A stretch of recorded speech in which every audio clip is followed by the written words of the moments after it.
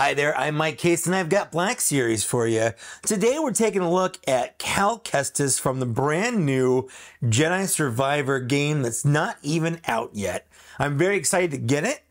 I have actually reviewed both of these figures, the original one that came out in 2019 and then the updated Gaming Greats version that was a GameStop exclusive, which was basically just recolored with a poncho and a bunch of extra accessories. So if you want to go look at those videos and get more info on them, you could go take a look at those, but I have them here so that I can compare them to the brand new figure from the new game. Spoiler alert, they don't look anything alike. And that intrigues me, I guess. So this is Cal Kestis from Jedi Survivor, which is the new game which was originally coming out at the end of this month, right in time for me to get it for my birthday. However, it got delayed a whole month, so now it's not going to be a birthday present for me now. It's just going to be a game that I get that's not related to my birthday at all, but that's fine. I'm still going to enjoy it. The videos and things that I've seen of it look great, but this is part of the newest wave of figures that just came out. Now that I think about it, it's not even really out yet. I got mine from Toy Snowman back in January, which as of the recording of this video was like 2 months ago. So my bad for taking so long to get here. Cal Kestis here is shipping now from some online retailers. I haven't seen him found in stores yet, but it should be soon. So keep your peepers out if this is something that's interesting to you. Fun fact about this, before we'll get into the figure, I promise. But before we do that, the Gaming Greats here, this is usually a GameStop exclusive. This is the first one we've gotten that's not GameStop exclusive. This is a mass release figure, so you don't have to worry about going to GameStop. It doesn't cost us $3 extra. You know, it's $25 instead of $28, so that's nice. It's not much, but it's nice. So we have the new packaging here, and then of course we have the little thing on the side of the mural for the Gaming Greats, and then on the back we have the little picture. It says, one of the last surviving members of the Jedi Order, Cal Kestis, and his valiant droid companion BD-1 openly resist the growing power and domination of the evil Galactic Empire. The game takes place around 10 years after Revenge of the Sith. I think the original game takes place 5 years after Revenge of the Sith. This one takes place 10, so it's like I think there's a 5-year gap. Don't quote me on that, but I'm pretty sure I'm right. Anyways, I have the figure here. One of the nice things about the this is stupid. This is really stupid. But one of the nice things about the new plastic-free packaging boxes, besides your figures not getting warped and accessories warped and stuff, as a reviewer, I don't have to worry about putting the figure back in the box and pretend that I've never opened it before, because I used to do that. Not all the time, but I did. Let's take a look here at Cal Kestis. So this is Cal Kestis as he is. I won't say right out of the box, because obviously he's got his weapons and stuff in his hand. In fact, let's go ahead and take everything out. Let's just make him vanilla Cal Kestis. This is, as far as I can tell, a 100% brand new mold. Nothing's been reused. Every part is original. So that's nice. Let's start with the head here. Now, this might be a little controversial. All we have to go on, obviously, is the game and then the original figure. And I gotta say, his head looks, I don't know if it's the haircut or what, but it's his jawline. He looks like a completely different person. That's what I'm trying to say. He looks like a completely different person. He doesn't look like Cal Kestis. Like the nose is there, but it's, maybe it is just the head. The hair here is so much taller, but I don't feel like the jawline is as strong. It's like a little more angled. The nose, well, similar. I feel like it's a little bit different. I can see it, and obviously it comes down to just being a sculpt, and I just don't know if it looks like Cal Kestis to me. I will say it looks a lot like my co-host, Zach, from Black Series Cantina. So if you've ever seen a picture of him, or go check out our Patreon so you can watch our episodes, you can see you put glasses on him, and that looks exactly like Zach to me. Anyways, Cal Kestis, the face sculpt, while I don't know if it's extremely accurate to the game, or maybe the first one was just the one that was inaccurate, but it looks good. The painting and sculpting looks good. I just don't know if it's accurate. It's a normal kind of newer style. It doesn't move down as far as I would like, but it doesn't not move down.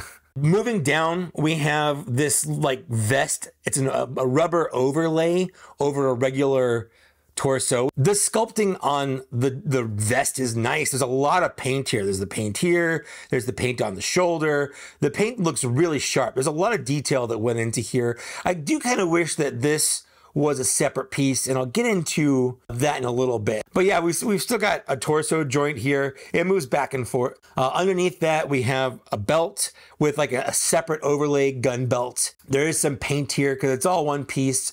So I think this is the painted side and this is the regular plastic color. Whatever this is isn't painted. I don't know if it's supposed to be, but it's the same on this side. We have a little buckle. Like that would be, this should be painted for sure. This should be silver. So it's not perfect, but it's not bad. There's a little dot here for the lightsaber. You know, we'll get into that. Moving to the arms here, he's just wearing a normal shirt, so there's not a lot going on. I do like that they have the sleeves going up to his elbow. So we have a bare forearm, and then these little, whatever these little canisters are sculpted. There's also some like bands and stuff sculpted, but not painted, on the arm. So I don't know if that should be like they're there. I don't know if they should be the same color as the shirt, but it could just be, you know, kind of embroidered designs on the shirt that aren't meant to be painted. But there's definitely a lot of detail. There's like a little square thing here and molded into the detail. The holster itself looks great. Obviously, it can fit a blaster, which we'll get into. And then, you know, we have the pants. We have some, you know, cargo pants, so it's got a little cargo pocket here. We have the newer knees, so I feel like the knees look good when he's just kind of standing around, which I'll show off some poses in a bit. But we're just going to get into the detail here. We've got the boots. Now, the boots are painted. They're not a separate piece like they were on Luke Skywalker, which if you haven't seen my review of, there's a review of that I've done, the new Luke Skywalker from this wave from Mandalorian. And then we have kind of the shoes that go into the boots. Now the articulation here is kind of normal. We do have a butterfly joint, which is great. There's a really nice deep bend at the elbow, so you can get a really good bend here. And then both of the wrists have a hinge that goes vertical instead of horizontal, or it's horizontal. I don't know. It goes this way instead of this way. That's what I'm going for there. And then we have a little band here that's painted, obviously. So nice articulation.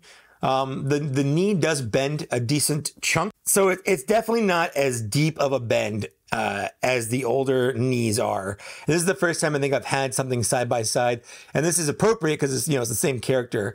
But I feel like this extra hinge, I never use these. You know, I never put him in a position where he needs that much of a bend. And I feel like when the character is just standing upright, you just get a much better looking figure. Now this one's a little different because he has these nice knee pads here that are built into his pants. It looks like he's going roller skating, but I will say the legs, because of this new knee construction, the legs are a lot more stable, so they don't tend to kind of bow or warp. Not that this figure ever had a problem with that, but there are figures that have, especially like the old Stormtroopers. That is Cal Kestis, you know, the figure itself. It's good. I think it might be a little plain, especially compared to the old, you know, first one. Now, that's not Hasbro's fault. This is what it looks like in the game. If anything, that's EA. I feel like that's on them, obviously not on Hasbro. All Hasbro can do is take what they see and make a toy of it. But this is visually a lot more interesting. There's, you know, the little overlay here, all the little different tools and stuff here. And this, when wearing this, he was like a scrapper, kind of a transient almost. And this one, he looks more of like a smuggler, I guess, someone who's got more going on, maybe more money. He's not trying to lay low on some, you know, backwater planet taking ships apart for scraps and money. He's got stuff going on, so you know, it makes sense in his lot in life. He's gonna have nicer clothes than whatever this cobbled together outfit is. So let's take a look at the other character that he comes with, and that is BD1. BD1 is your fun, plucky little droid. He's a great character. He's really cute.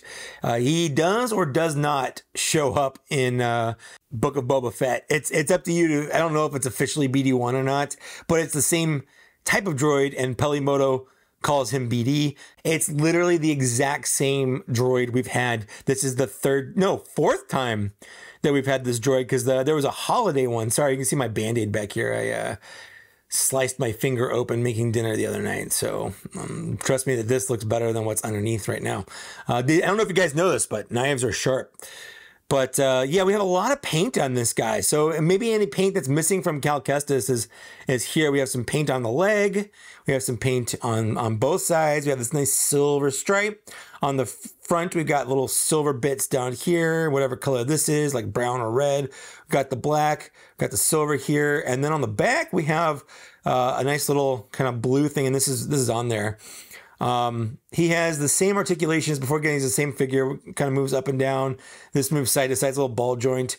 And then the head obviously is on a ball joint as well. So it can do a lot, but what it can't do, I guess I should compare it to this. What it can't do is go on his back. So real quick here, again, this is the original one. I have him turned around because that's how you have him, that's how you can get him on his box. So this is him, how he's supposed to look. If you turn him around, you can wedge his feet underneath the back here in this little spot, and you can kind of fake having BD on his shoulder like he is. There's definitely a lot more paint on the old one. We have the little wires down here that are painted that aren't painted on this. There's a lot more on the sides they're just different. It's not bad. It's not great. It's the same mold. I do think maybe I prefer the original one to this one, but you know, they're both good. The difference though is there's no place on this to put him on. And what's weird is on this version, they actually put a spot in the poncho to be able to plug his foot into so that you can have him legit, you know, be on his shoulder. But they purposefully made this work so that you could do this. Let me raise that up a little bit. There we go. You know, so, but I thought they would have learned. Yeah, they could have easily either put a hole somewhere on this rubber overlay or made this a separate spot so that you could wedge the feet under or plug the foot in. But as it is right now, you can't. Now, maybe he doesn't do that in this game. Maybe that's one of the differences. I guess. I have no idea. Game's not out. Haven't played it.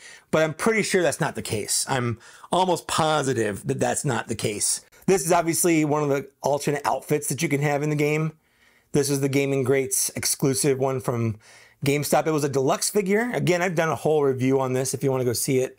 Mine does tend to want to fall, and you can see that the lightsaber is a little bent back there because of it, but it's fine. It works. But I do like the black BD1 that he comes with. But yeah, so we have BD1. I have the Lego set of this. I love BD1 a lot.